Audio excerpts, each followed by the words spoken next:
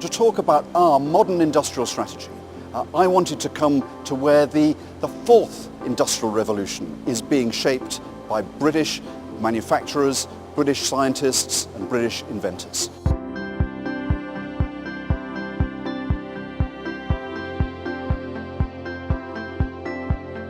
This is Melissa and Rishi. Hello Melissa. Nice to meet you. Hi Rishi. Nice These to meet are you. both future leaders of manufacturing. Fantastic. You're in the second year of your apprenticeship? Yeah, I'm in my second year right now. And what made you choose an engineering apprenticeship? I always enjoy practical work from a very young age, but finishing my GCSEs, it got me thinking, so what am I going to do next? Where am I going to go?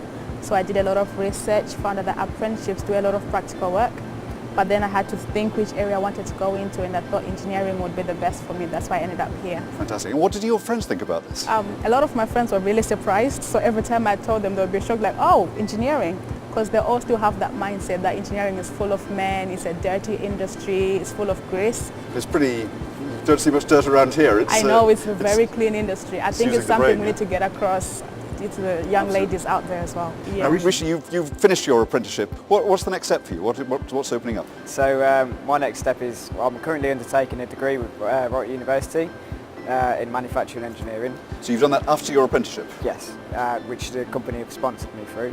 Alongside that, I'm hoping to become a technical specialist and eventually a manufacturing engineer.